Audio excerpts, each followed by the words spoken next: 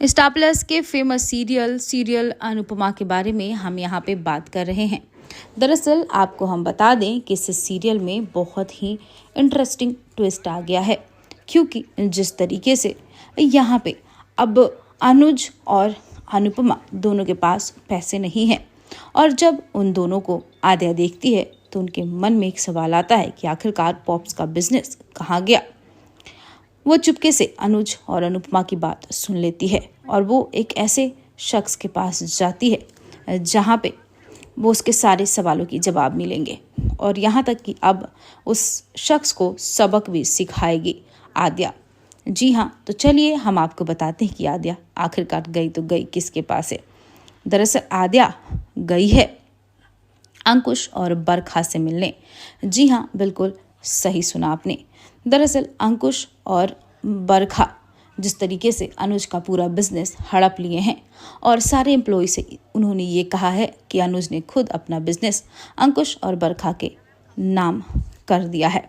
तो चलिए आपको हम बताते हैं। अब जैसे ही जाती है वहाँ पे आद्या, तो सीधे वो जाकर अंकुश और बरखा से सवाल करती है कि आपकी हिम्मत कैसे हुई मेरे पॉप्स के सारे बिजनेस अपने नाम कराने की। आपको ये अनुमति किसने दी, बताइए हमें।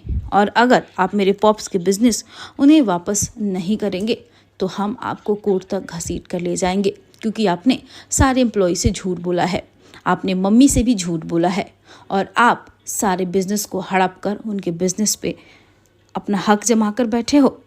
अब यहाँ पे जिस तरीके से आद्या अंकुश और बरखा को धमकाते दिख रही है, यहाँ पे अंकुश और बरखा ने भी आद्या को बोल दिया कि तुझे जो करना है वो कर, हम ये बिजनेस नहीं देंगे।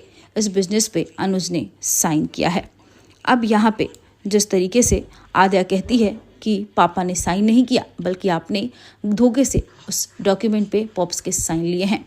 अब जैसे सारे जानकारी आद्या के पास है, तो आपको क्या लगता है कि अंकुश और बरखा उसका बिजनेस वापस करेंगे अनुज को, या फिर वो अपनी दूसरी चाल चलेंगे? कमेंट करके अपनी राय हमें ज़रूर बताइएगा कि क्या आद्या अब अंकुश और बरखा से कैसे बदला लेगी।